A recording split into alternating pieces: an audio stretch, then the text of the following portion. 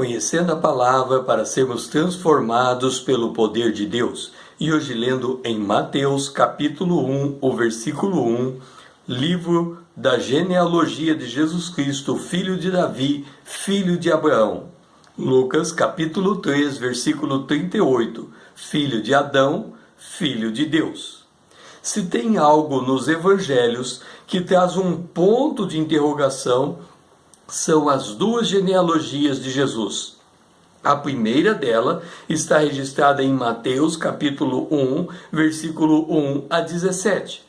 E a outra em Lucas capítulo 3, versículo 23 a 38.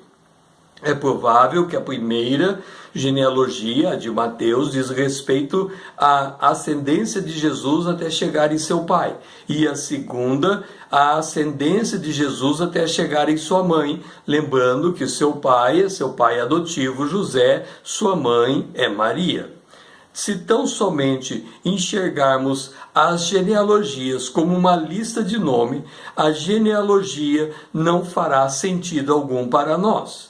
Ora, precisamos considerar os contextos históricos que cada nome nos traz. Chamo sua atenção para o final da genealogia em Lucas. Se encurtarmos a história, fica Jesus, filho de Adão, filho de Deus. Adão foi o primeiro homem criado. Por estar declarado que Adão é filho de Deus, significa que ele alcançou a promessa. Você me pergunta, que promessa? Ouça, está em Gênesis capítulo 3, o versículo 15. Porém, inimizade entre ti, a serpente, e a mulher, entre a tua descendência, a descendência da serpente, e o seu descendente, isto é, Jesus, o descendente da mulher. Este, que é Jesus, te ferirá a cabeça, isto é, a cabeça da serpente, declarando assim a ressurreição de Jesus. E tu, a serpente, lhe ferirá o calcanhar, significa a morte de Jesus na cruz. Portanto, Gênesis capítulo 3, o versículo 15, é chamado de proto-evangelho. Temos de ter em mente que Deus se fez homem, portanto, não entrou aleatoriamente na história. Paulo menciona esse fato declarando, e essa declaração está em Gênesis capítulo 4, versículo 4. Vindo, porém, à plenitude do tempo, Deus enviou seu Filho, nascido de mulher, nascido sob a lei. E por esta razão que encontramos no Evangelho uma genealogia. Olhando de frente para trás, vemos os ascendentes de Jesus até chegar em Adão.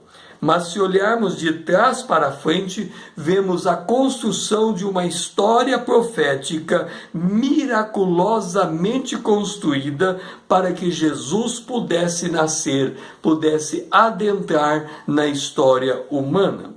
Por exemplo, Deus disse a Abraão, está em Gênesis capítulo 12, o versículo 7, darei à tua descendência esta terra. Paulo declara que a descendência se refere a Cristo. Está em Gálatas capítulo 3, versículo 15. Ocorre que Sara, a esposa de Abraão, era estéril e o próprio Abraão avançado em idade. Deus teve de intervir para nascer Isaque. Assim também, para que Jacó pudesse nascer, Rebeca teve que ser curada de sua esterilidade. Rebeca era esposa de Isaque. Assim, vemos Deus agindo na história, primeiro em Sara e depois em Rebeca, curando ambas da esterilidade para que pudesse nascer Isaque e depois viesse Jacó. Jesus nasceu da descendência de Davi, e Deus prometera que Davi teria um reino eterno. Ocorre que Jacó profetizou que o cetro viria da tribo de Judá, um dos seus 12 filhos. Está em Gênesis capítulo 49, versículo 10. E Davi procede da tribo de Judá. Note que Jacó morreu por volta do ano de 1641 a.C. e Davi nasceu por volta do ano 1040 a.C. Portanto, a profecia de Jacó se deu 600 anos antes de Davi nascer, o que demonstra o poder de Deus de fazer cumprir a sua palavra ao longo do tempo. Desde a vinda de Jesus, as genealogias se tornaram desnecessárias, razão porque Paulo instruiu a Timóteo: nem se ocupe com fábulas e genealogias sem fins, que antes promovem discussões do que o serviço de Deus na fé. Contudo, as genealogias de Cristo são um poderoso indicativo do poder de Deus influir na história humana, preservando ao longo dos séculos a linhagem que traria Jesus na terra.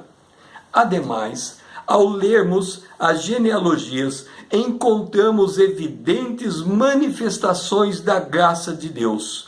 Como, por exemplo, nós encontramos na genealogia de Jesus a figura de uma ex-prostituta, Raabe. Também encontramos um filho fruto de um lar restaurado após o adultério, que é Salomão. Sem encurtarmos as genealogias, teremos que Jesus, ele é o próprio Filho de Deus, manifesto em homem, nascido de mulher, que veio com o propósito de resgatar o homem dos seus pecados e conceder-lhes a vida eterna. É por isso que a Bíblia diz: Deus amou o mundo de tal maneira que enviou o seu único Filho. E para que ele nascesse, foi dado a ele uma ascendência, uma genealogia construída profeticamente para que ele pudesse vir nos trazer vida eterna. O meu nome é César, usando da internet para com você compartilhar a palavra de Deus.